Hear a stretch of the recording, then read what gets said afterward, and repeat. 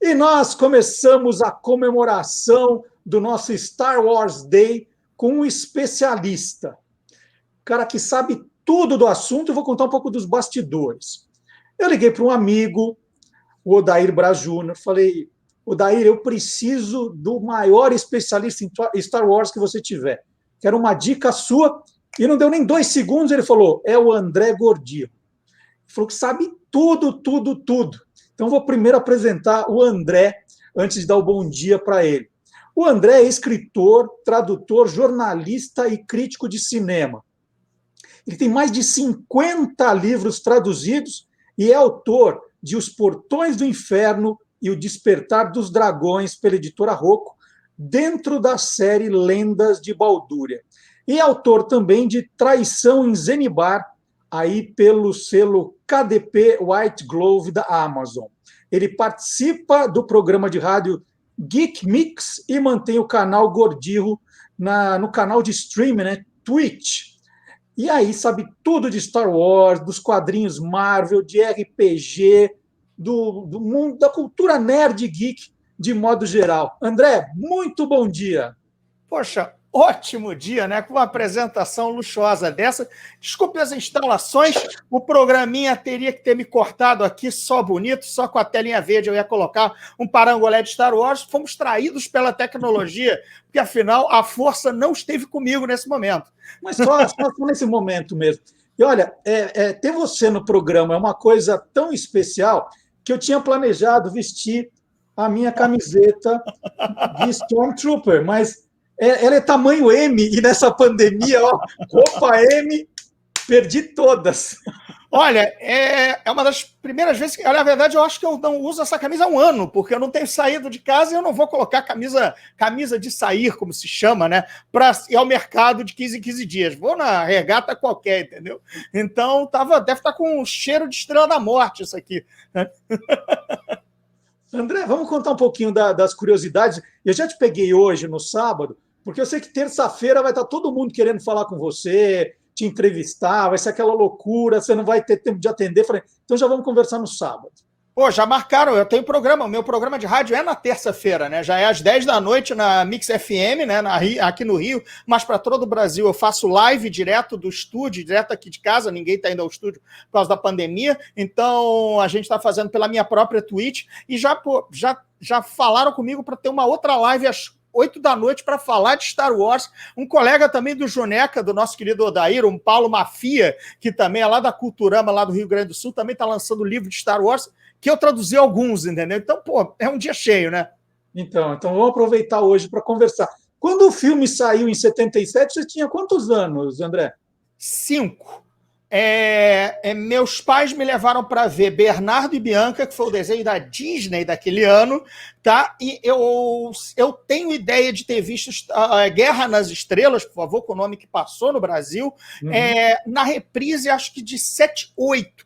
Porque teve reprise, entendeu? Ou teve reprise no meio. Porque o Guerra nas Estrelas tem umas dificuldade de data aí. Se ele estreou exatamente no Natal de 77, em pequeno circuito e em circuito nacional em janeiro de 78. Tá? Era uma época muito ruim, porque a gente não tinha os lançamentos simultâneos. Isso só foi existir agora, de 20 anos para cá. Né? Nós tínhamos o filme do verão americano, o verão americano meio do ano, né? Hemisfério Norte, a gente virava filme de Natal. E às vezes alguns não estreavam exatamente no Natal porque iam competir com Trapalhões, entendeu? Então caía para umas 2 semanas para dentro e acabava em janeiro. Então a gente tem nessa época, essa já é uma curiosidade que vai além de Guerra nas Estrelas, é uma curiosidade de cinema no geral no Brasil. Bom, você podia ser um especialista em Bernardo e Bianca, ainda bem que virou especialista em Guerra nas Estrelas. Oh, ainda bem, eu tenho o álbum de figurinha, tá, de Bernardo e Bianca, porque naquela época todo filme Disney tinha um álbum de figurinhas, né? E tem algum motivo para o Jorge Lucas ter escrito esse roteiro, essa história em 74 e ele só virar filme em 77? Tem alguma curiosidade aí?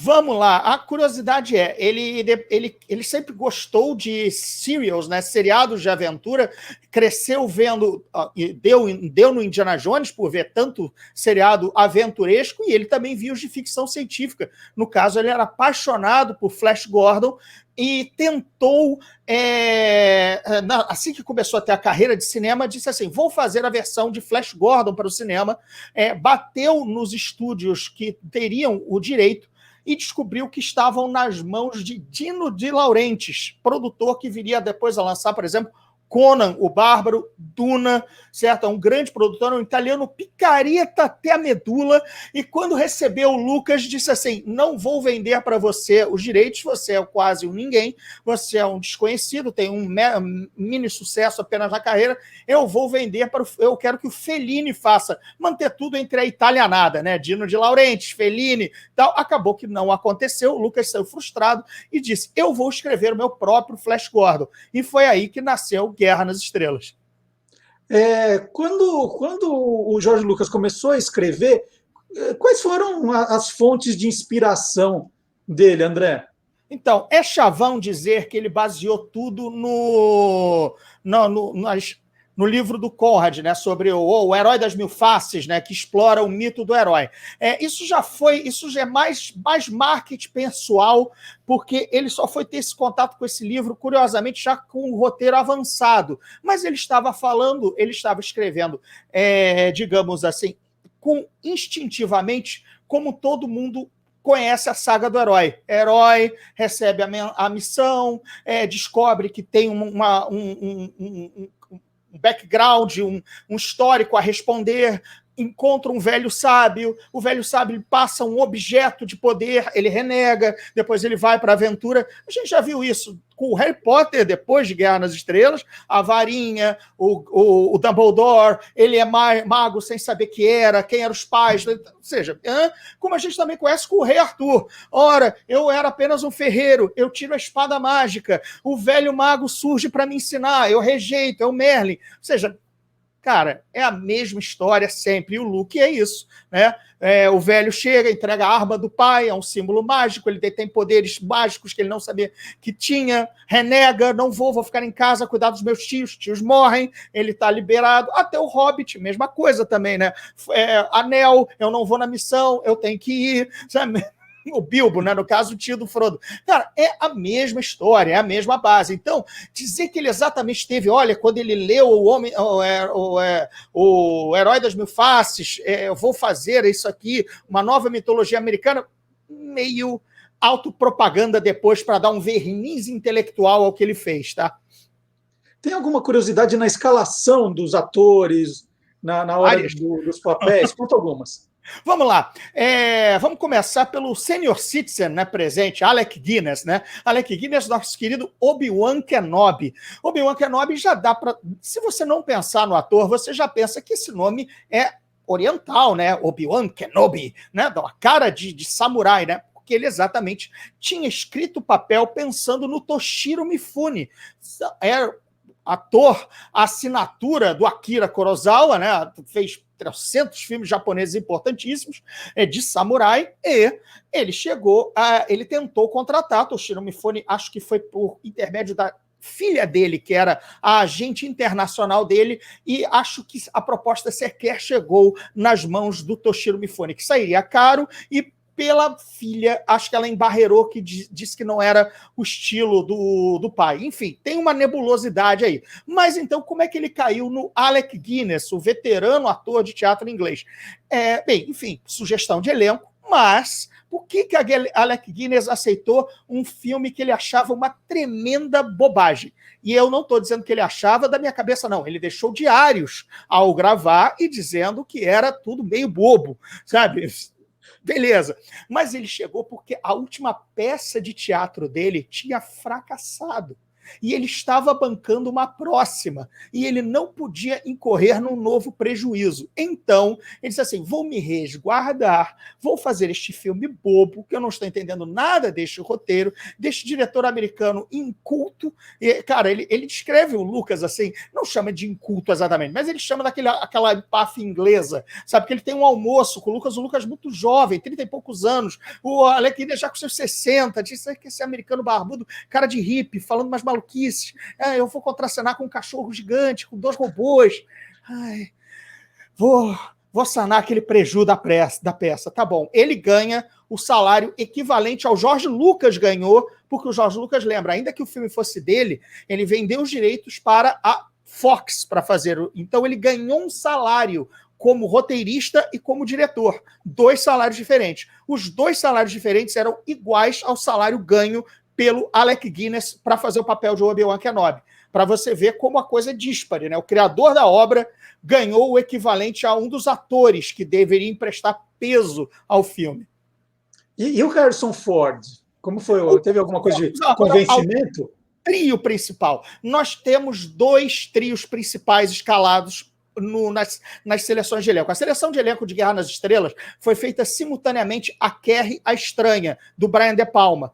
Isso é comum, tá? Isso é comum em Hollywood, filmes do mesmo estúdio ou de uma mesma produtora fazerem testes simultâneos de personagens, e com o Brian De Palma era amigo do Lucas, então eles viram os seus elencos lendo os papéis. E aí fechou-se um trio que era composto, se não me engano, por Christopher Walken, Glória William Katz. William Katz foi ser o super-herói americano, aquele seriado dos anos 80, o Lourinho, ou seja, a cara do Luke Skywalker, né? Lourinho, bonitinho, olho azul, né? Branquelão.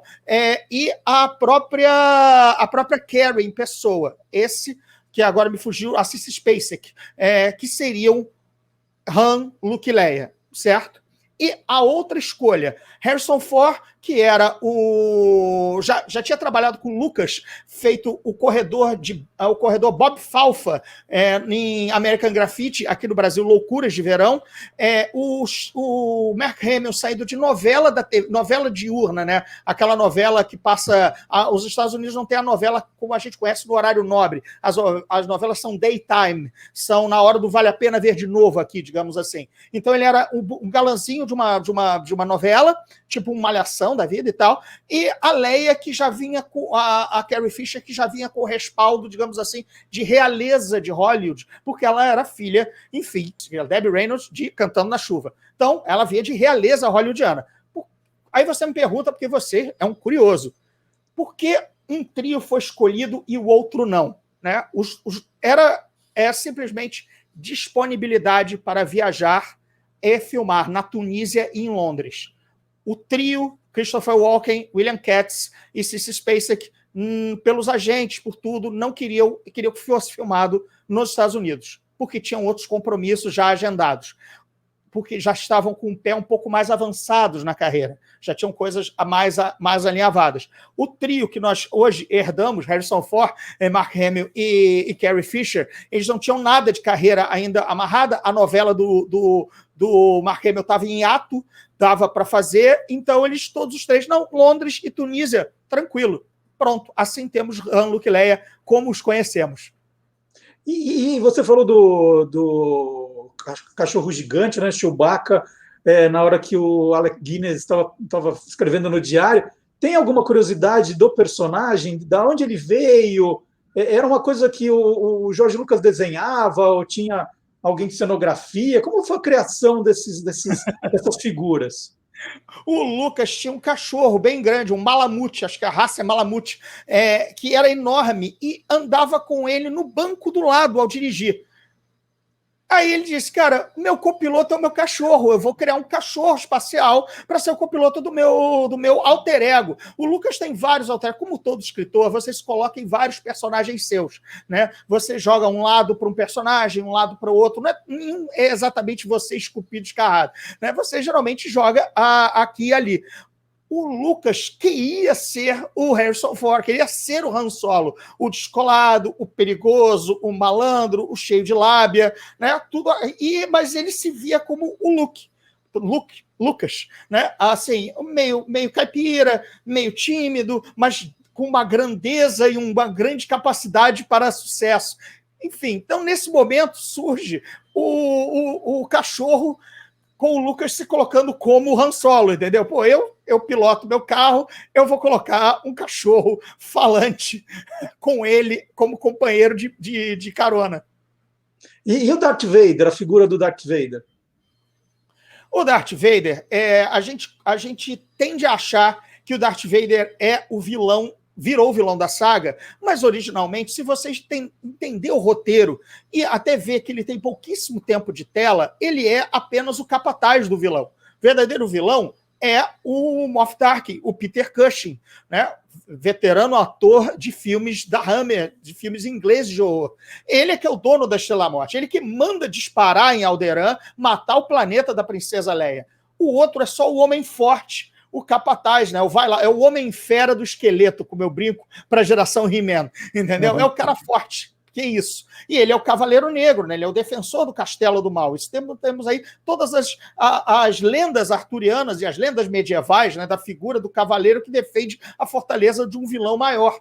E é esse o papel do Darth Vader. A ideia do pai veio depois, tá? Veio depois. Não adianta o Lucas dizer que já estava escrito, já estava pensado, porque ele sugeriu matar o Darth Vader num livro chamado Splinter in the Mind's Eye, que foi o primeiro spin-off de Star Wars, e ele falou para o autor do livro, Alan Forster, disse assim, eu utilizei muito mal o Vader no filme, se você quiser matá-lo, não tem problema. Acho que isso demonstra que não havia um grande planejamento aí para o personagem, entendeu? Então, o Alan Forster, ele registra isso. Se está mentindo ou não, é uma questão de você ser curioso, ler e descobrir. Se a gente voltar para 77, André, a gente não tinha ainda tantos recursos de efeitos visuais como a gente tem hoje, né? O que tem de curiosidade nessa questão das cenas com as naves, né, que já eram super modernas para a época, mas se comparar com hoje em dia, deve ter tido muita improvisação, muita coisa engraçada ali, né? O Lucas foi atrás do responsável pelos efeitos especiais de 2001, Uma Odisseia no Espaço, Douglas Trumbull, já com o Oscar na prateleira, mas era um cara caro já com outros projetos. O Douglas Trumbull indica o seu estagiário para trabalhar com o Lucas, que é o John Dykstra. E o John Dykstra é um gênio, era um estagiário gênio. Avento dizer que o John Dykstra é melhor que o Douglas Trumbull, mas tudo bem, aprendeu com o mestre e o superou.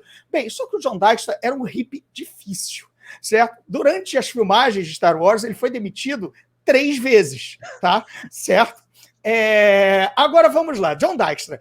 John Dykstra, ele criou hoje o que nós temos, hoje que é a base de tudo dos efeitos especiais, que é o tal do, vou falar bonito agora, Motion Control Camera, que é a câmera com movimento controlado por computador. Ele teve uma ideia de colocar uma câmera programada a um computador para que ela repetisse os mesmos movimentos sempre, porque aí você conseguia fazer superposição nota 10 de imagens pré-gravadas. Exemplo, se eu pegar esse Darth Vaderzinho que eu estou aqui, eu faço agora a minha câmera, que vai ser esta rodelinha aqui, passar na frente dele e captá-lo. Maravilha. Agora eu vou colocar um outro bonequinho. Agora eu vou colocar o diretor Krennic, de Rogue One. E a câmera vai executar o mesmo movimento, porque ela está gravada no computador, esse movimento. Agora eu tenho essas 2 imagens que eu posso ir para uma mesa de trucagem e juntá-las perfeitamente. Antes disso, essas câmeras não repetiam o mesmo movimento, porque não tinha um computador que mandasse isso. Esse é o grande pulo do gato dos efeitos que você vê em Guerra nas Estrelas parecerem tão mágicos, porque não há tremelique, não há erro.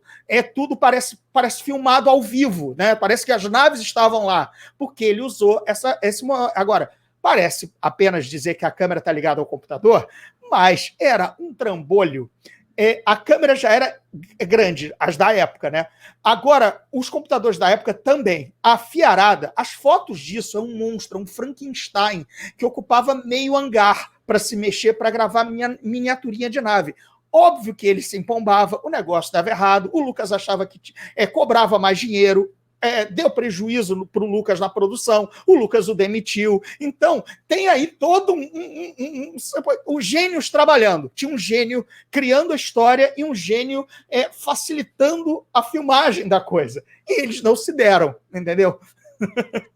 Agora, você está dizendo que o que de mais espetacular aconteceu, mas e a parte de... Teve erros, essa coisa dos efeitos... Tem coisa que teve que improvisar, tem coisas mais Na verdade, eu não vou contar o erro, mas eu vou contar uma anedota de curioso que é que levou o Lucas ao hospital, certo? Com uma palpitação forte. Ele estava em Londres e na Tunísia, fazendo a parte dele, filmar os atores, né? Em Tatooine, na Tunísia, lá com a areia, etc. E em Londres, onde estavam as naves imperiais, os interiores, a unidade em São Francisco, na Califórnia, estava fazendo as naves. Estaria fazendo. Só que John Dykstra, nosso amigo já demitido, e seus ripongas estavam no pior verão da história dos anos 70 na Califórnia. E o Lucas comprou um armazém sem janelas para montar a Industrial Light and Magic, que é a sua firma de efeitos, que ele fundou para fazer o filme.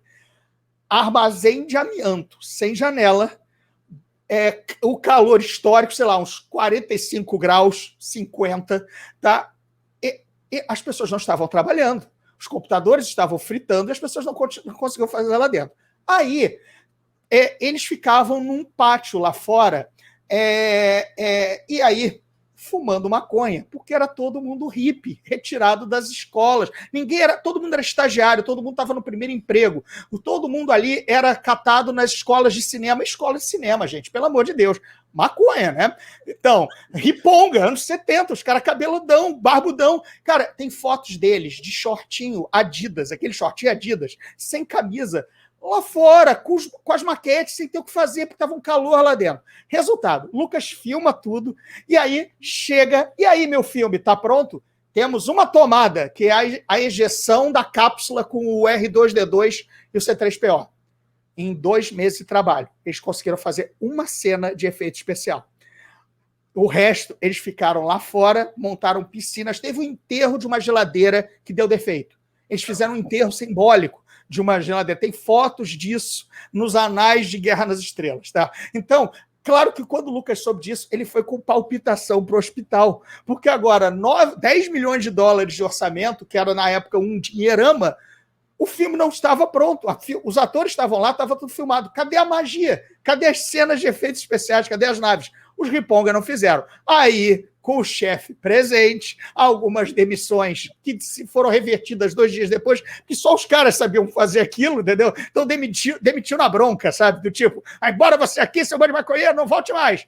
Aí depois, daqui a 2 dias, recontrata o pessoal, que só eles sabem fazer esses efeitos. Mas já que você tocou no assunto, tem alguma historinha dos robôs, do R2D2, C3PO?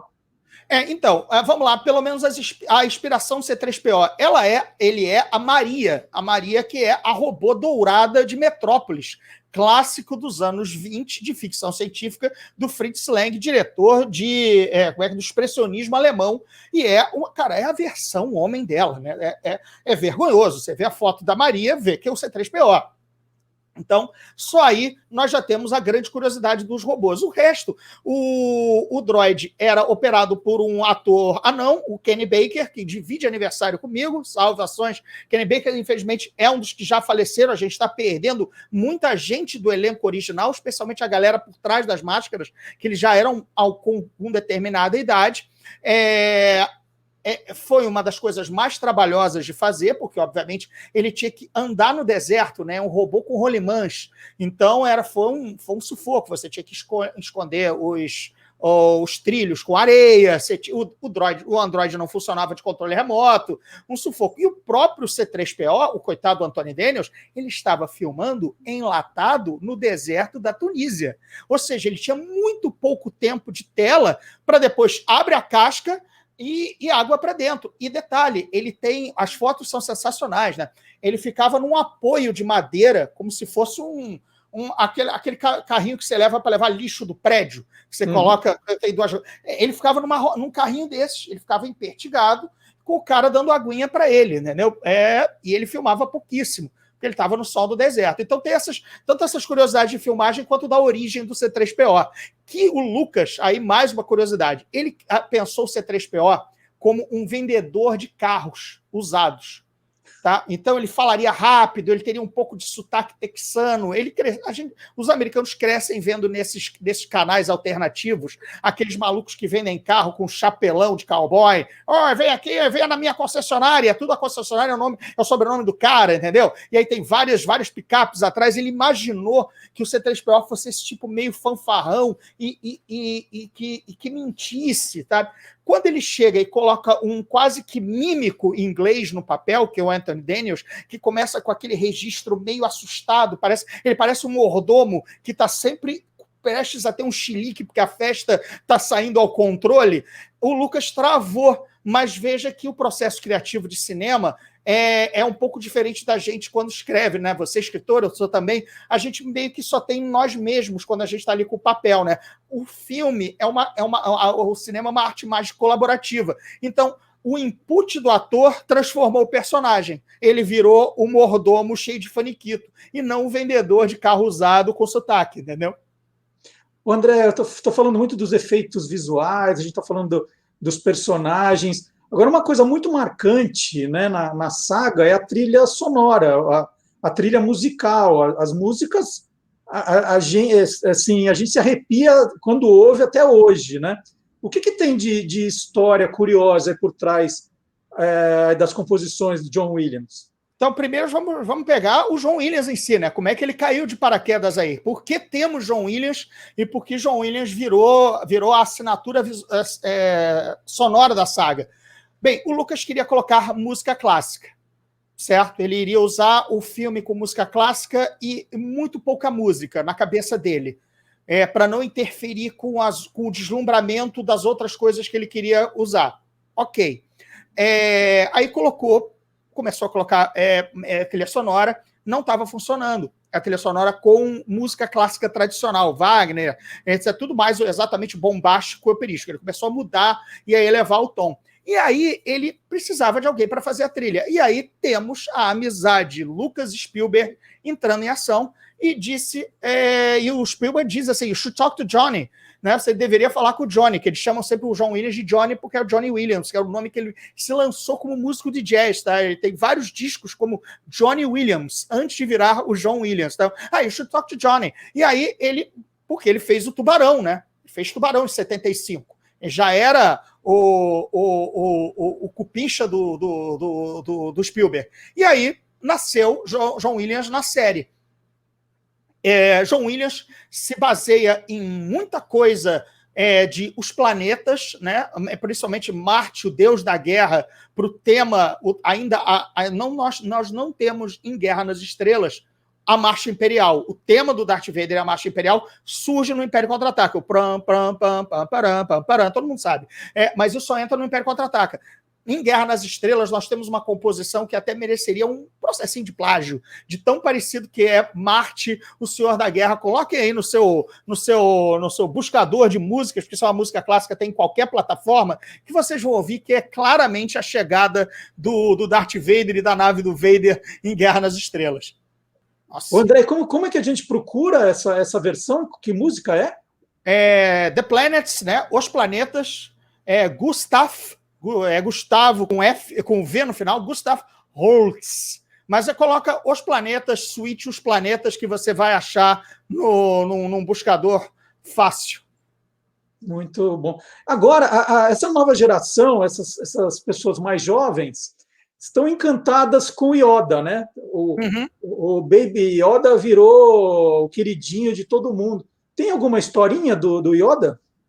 O Yoda foi, primeiro, uma solução que o Lucas começou a adotar no Império Contra-Ataca para caso tivesse que demitir ou não pudesse continuar pagando os atores para fazerem as próximas sequências. Veja bem que o Obi-Wan Kenobi, ainda que morto, estava voltando como fantasma. Significa que o Alec Guinness estava sendo recontratado para ser o mestre Jedi. Se você cria um mestre Jedi agora que é um boneco, quem é o dono do personagem agora é o Lucas, porque ele é um marionete. Então, ele já estava assim, pensando por exemplo, o Harrison Ford não estava querendo continuar com o papel, ele tinha que ser sempre recontratado para fazer, ele não assinou para os 3, né? Harrison Ford foi malandro, ele foi recontratado para cada filme. Então, o Lucas já colocou o Lando Calrissian no segundo filme para ter uma contingência. Caso o Harrison Ford não continue fazendo Han Solo, eu já tenho um outro malandro espacial para tomar o lugar dele. Então, o boneco do Yoda. O boneco do Yoda é baseado num escultor da cara do Yoda, até Stuart Freehand, se eu não estou enganado no nome, ou Stuart Friedman, mas a cara é o personagem, era um senhor realmente, então ele fica com aquela cara, é bizarro, né? É muito, se você olhar as fotos dos dois, você vê que ele é o Yoda. Então ele se baseou nele mesmo para ser a versão dele fofinha, e o Lucas chamou imediatamente o maior puppeteer, né, o homem dos marionetes, que é o Jim Henson e Frank Oz, a dupla dos Muppets, no caso foi o Frank Oz que manipulou e deu a voz ao Yoda. Frank Oz, lembremos, divide a voz o Yoda divide a voz com a Miss Piggy dos Muppets. A Miss Piggy e o Yoda são o mesmo dublador, porque é o mesmo manipulador, é o Frank Oz, e que fez o Yoda. E para filmar o Yoda e a manipulação ser tranquila, todo o cenário foi tipo com 2 metros de altura. Porque aí o Frank Oz andava por baixo, no trilho, estamos num pântano, então tinha a névoa e tinha algumas elevações de terreno para ele manipular o Yoda andando. Hoje temos o Yoda digital, mas mesmo assim o Yoda, o Baby Yoda, né, o Grogu, não é exatamente, ele é bem mais boneco, né, ele é muito pouco mexido com animação digital, né, você vê que a perninha dele também é meio bamboleante, eles tentaram dar o jeito até da raça, digamos assim, continuar sendo marionete, coisa que os prólogos, os filmes recentes, quando fazem o Yoda totalmente digital, ele perde aquela cadência de bonequinho que ele era, né? Então o Yoda foi, vamos lá, matar a curiosidade, uma solução barata para ter um mestre Jedi de boneco, que agora era posse do Lucas, divide a voz com a Miss Piggy, porque era um boneco manipulado, e acho que é basicamente isso, ele tem um mestre Jedi in-house. O que é um Jedi? Qual a origem desse termo, André? Então, Jedi é um termo que acho que é de uma novela em japonês, tá? O som Jedi é referente, se não me engano, é uma palavra japonesa. E se é novela ou referente à novela, a memória do curioso grisalho aqui já está ficando para trás. Mas é um termo oriental. E aí, o termo original era dos Diários de Wills, a saga do Jedi Bendu, Obi-Wan Kenobi, Mace Windu. Era esse, Jedi Bendu era um termo inicial, depois ele cortou, como nós também a gente pola alguma coisa, vê que não está soando bem, corta depois lá pelo 3ª, 4ª versão do manuscrito. Mas no início era Jedi Bendu, até cair para Jedi. Olha só como Bendu também lembra alguma coisa de Kung Fu, ou seja, a terminologia é toda sonoramente oriental, né? Para passar exatamente a ideia do samurai que ele queria fazer originalmente com Toshiro Mifune. Bom, agora eu vou te perguntar do que eu comecei aqui mostrando a camiseta dos Stormtroopers. Tem alguma anedota, alguma coisa engraçada? O que você conta? Olha, a anedota mais conhecida é a batida de cabeça do Stormtrooper que entra na prisão, né? E que quando vai checar onde estão os invasores da Estrela da Morte. De resto, a ideia era que eles usassem originalmente também sabres de luz e uma espécie de escudo de força. Há registros, a primeira ilustração de um Stormtrooper, ele está com sabre de luz. Basicamente, teoricamente, no início da concepção da ideia, era uma arma amplamente usada na galáxia, como se fosse exatamente uma grande fantasia medieval, onde espada tem todo mundo. Ainda que o Rei Arthur tenha Excalibur, todos detêm uma espada. O Lucas acabou distorcendo essa noção, ou alterando, e apenas os Jedi têm o sabre de luz. Então, claro, o inimigo, Darth Vader, e o resto foi alijado dos sabres. Uma outra coisa do Stormtrooper que a gente pode levar é chegar ao Boba Fett. Boba Fett que também dá origem ao Mandaloriano, todo esse sucesso. Na verdade, o conceito original do Boba Fett era para ser um super líder de Stormtrooper, um super líder de esquadrão. Então, ele inicialmente foi feito de branco. Esse boneco é raríssimo, tá? Esse boneco original do Boba Fett todo branco é uma raridade entre os colecionadores, porque ele seria apenas um capitãozão, um coronelzão dos Stormtroopers, e por isso a mochila voadora, que também tem um lança-míssil atrelado, talvez o sabre de luz iria para ele, entendeu? Então tinha uns conceitos que acabaram caindo. Então acho que essas são as curiosidades de maior destaque dos nossos queridos quase míopes, né? Guerreiros do Império que não acertam ninguém, né? Você foi mostrando aí os bonequinhos, você tem aí do seu lado, e tem uma história curiosa também, né, do primeiro fabricante desses bonecos, que não era uma empresa das principais dos Estados Unidos. O que você conta aí dessa memorabilia, André?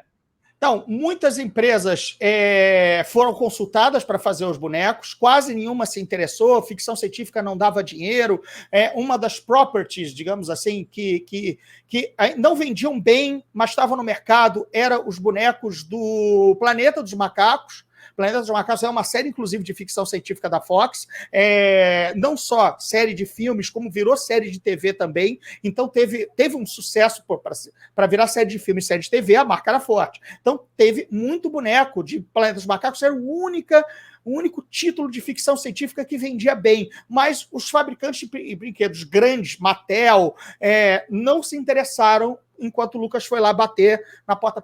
Lembrando, o Lucas, mais uma curiosidade, ele detinha os direitos de bonecos, camisetas e pôsteres. E foi aí que ele enriqueceu, não com a bilheteria, porque a bilheteria ele ia receber apenas uma pequena fração, ainda que o filme tenha sido a melhor bilheteria de todos os tempos da sua época. Mas mesmo assim, ele não se tornaria multibilionário, ele se tornou com os bonequinhos e camisetas. Muito bem.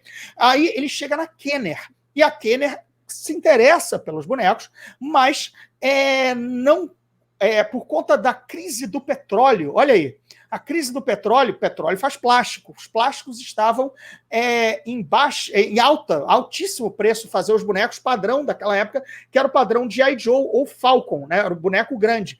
Aí, para essa linha de Guerra nas Estrelas, o diretor da Kenner tem uma ideia: lançar bonecos menores, fugir do padrão no mercado e fugir com este novo filme. Já tinha pelo menos 2 atrativos. E sairia mais barato, porque ele agora ia usar menos plástico. E como ficou conhecida essa medida, que é 3/4 de polegada, 3 polegadas e 1/4?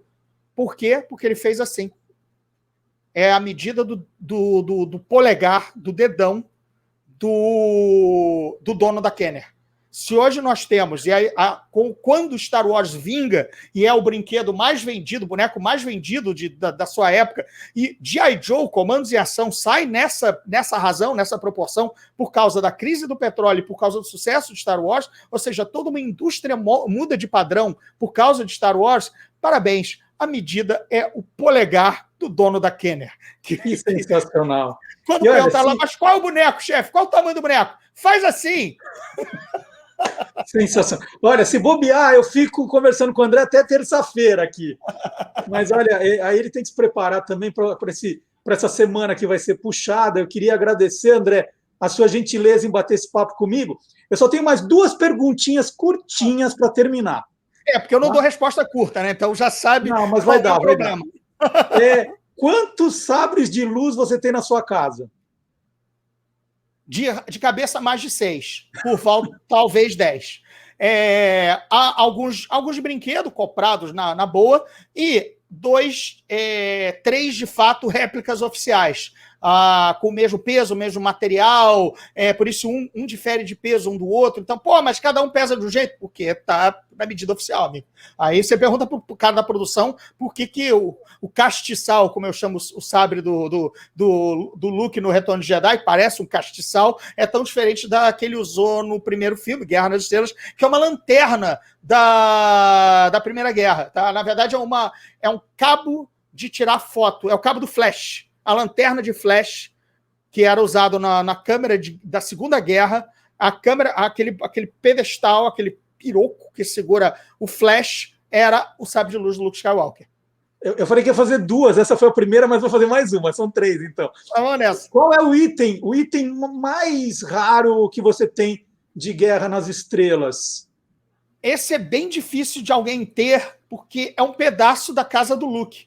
Um amigo meu estava, de fato, viajando na Tunísia, passou pelos set abandonado, e isso é início dos anos 90, foi antes do set ser recuperado para a ameaça fantasma, e aí, enfim, haver um turismo, recuperação, ou seja, aquilo estava as moscas no deserto, se é que tem mosca naquele alto deserto, e o cara arrancou uma lasca e tirou foto para provar. Estou na casa do Luke, essa é a lasca do cenário. E ele trouxe para mim. Eu tenho a lasca. Pode ser podia ser uma brita achada na rua, mas eu sei que é porque ele tirou a foto lá no cenário, entendeu?